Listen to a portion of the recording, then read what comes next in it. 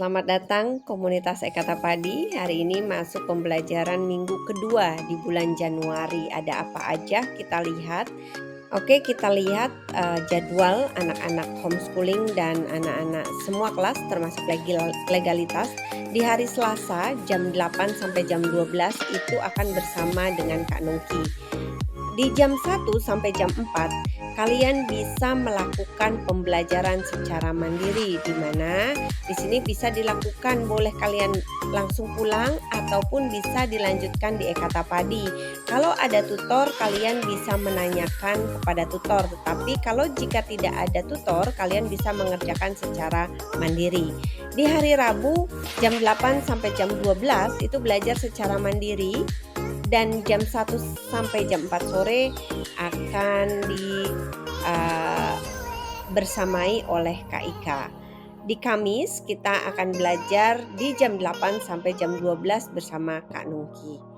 Nah, untuk kelas legalitas kemarin hari Sabtu tanggal 11 Januari itu kita berkumpul di Ion ya untuk mempelajari, mengobservasi, menganalisis tentang pasar modern yaitu supermarket.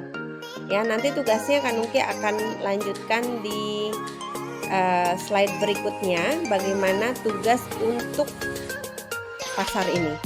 Nah, Sabtu besok tanggal 18 Januari jamnya masih didiskusikan ya, apakah mau jam 6 pagi, jam 8 ataupun jam 7.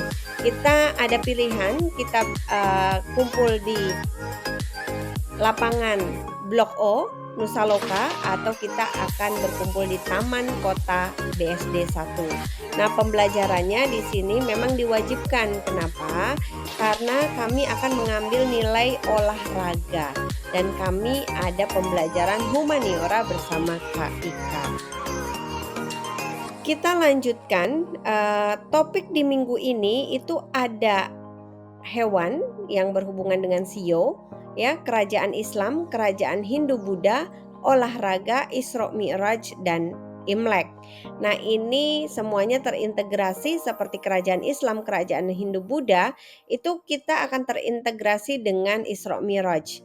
Lalu untuk Imleknya itu terintegrasinya dengan IPA, yaitu mengenai hewan atau shio ya. Nah, olahraga sendiri akan berdiri sendiri, dan matematika itu kami tidak sebutkan di sini, kita akan lanjutkan mengenai data statistik. Kita mulai dari Imlek. Nah, di Imlek ini kita integrasikan dengan IPA. Jadi kalian akan belajar, ingat I6 komunitas Ekata Padi. I yang pertama adalah ketahui, keduanya kenali, ketiganya pahami, keempat aplikasi, kelima adalah evaluasi, dan keenam adalah inovasi.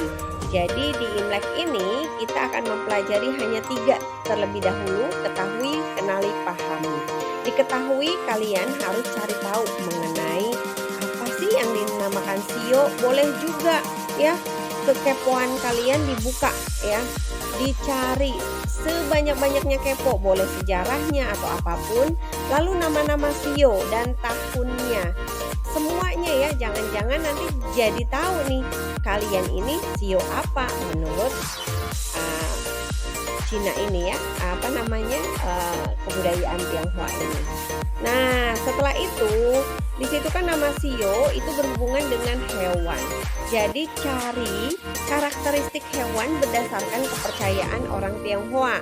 Misalkan sionya kambing. Nah, karakteristik bukan kambing pada umumnya ya, tetapi cari tahu karakteristik karakter yang berdasarkan kepercayaan orang Tionghoa. Nah, setelah itu baru yang kedua yaitu kenali, baru kita integrasikan dengan IPA. Nah, shio itu ada 12 shio yang berhubungan dengan hewan. Kalian cari tahu tentang gambar-gambar hewannya, cari ya. Boleh kalian tuliskan, boleh digambar, boleh kalian print lalu ditempel, atau kalian kerjakan langsung di PPT, di Canva, ataupun di Microsoft Word, bebas-bebasnya. ya. Boleh di aplikasi di HP, boleh ya. Nah, dari situ baru ciri-ciri hewannya. Misalkan ciri-ciri ayam, karena di situ ada nama sionya, sio ayam ya. Ayam, ciri-cirinya apa sih? Oh, ternyata dia punya jengger, dia kakinya 2, lalu kakinya itu ada selaputnya atau tidak, lalu tubuhnya diselimuti oleh bulu, rambut, atau apa. Jadi cari tahu tentang ciri-ciri dari masing-masing hewan sebanyak-banyaknya. Sekepo apa sih kalian? Nah, setelah itu baru pahami habitatnya ada di mana? Di udara, di darat, atau di air, ya.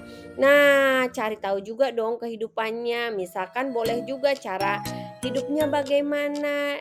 Dia itu umurnya berapa sih? Ayam itu paling lama tuh berapa lama? Lalu juga mungkin bisa jadi ciri-ciri hewan namanya ternyata berbeda antara yang jantan sama betina, ya. Apapun itu, rantai makannya boleh, pokoknya sekepo kamu ingin tahu tentang hewan-hewan tersebut. Jadi ada 12 hewan. Kita lanjutkan ke kerajaan Islam. Oke, ini integrasinya dengan IPS. Oke, kalian sudah tahu bahwa kita selalu pakai mind map ya, supaya kita tahu kerajaan Islam. Cari tahu tentang ketahui, kenali, pahami, aplikasi. Biasanya ketahui itu apa sih? Apa sih yang dinamakan kerajaan Islam? Tahun berapa adanya? Jayanya kapan? Ya, lalu kemundurannya kapan? Lalu dikenali misalkan nama-nama kerajaan Islam yang berjaya di Indonesia. Enggak usah banyak-banyak ya. Yang kalian pengen dalami saja. Gimana sih caranya? Islam itu masuk ke Indonesia. Itu bisa, pokoknya sekepo-keponya kalian, seingin tahunya kalian mengenai kerajaan Islam. Lalu kalau di bagian aplikasi boleh juga dong kalian jelaskan mengenai bagaimana ada pengaruhnya nggak sih? Dari Islam masuk ke Indonesia itu dibawa oleh siapa? Kerajaan Islamnya masih ada nggak sekarang? Peninggalannya ada nggak sih? Contohnya misalkan masjid-masjidnya, peninggalannya atau apapun. Pokoknya semuanya tentang bagaimana Islam masuk ke Indonesia. Lanjut dengan kerajaan Hindu-Buddha, ya. Nah, di sini sama dengan kerajaan Islam, ada ketahui, kenali, pahami, dan aplikasinya. Semuanya hampir sama, pola cara berpikirnya, cara belajarnya, cara bekerjanya, itu kita selalu pakai I6. Minimal kita belajar I2, ketahui dan kenali. Baru kalau kalian keponya naik lagi, kita kepahami, lalu ke aplikasi. Nanti evaluasinya kita sama-sama ya. Dan inovasinya seperti apa sih? Tetapi di sini Kak Nungki, Kak Ika menginginkan kalian belajar dulu yang dasarnya, ketahui, kenali, pahami, aplikasi. Oke, kita lanjut ke Isra Mi'raj.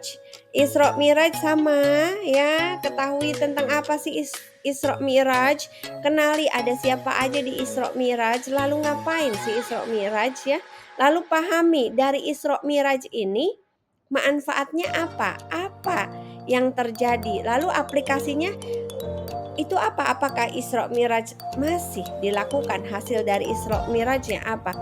Ini bisa kalian semua ya, pekerjaannya boleh ditulis tangan, boleh di Canva, boleh berupa poster, boleh berupa apapun. Nah, yang terakhir yaitu tentang olahraga. Olahraga ini adalah pilihan.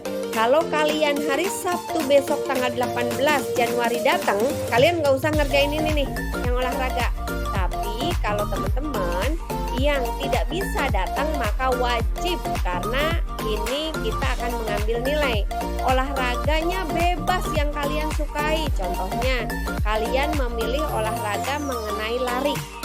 Oke, berarti definisi lari itu apa? Kenapa kamu memilih olahraga itu? Ada nggak manfaatnya?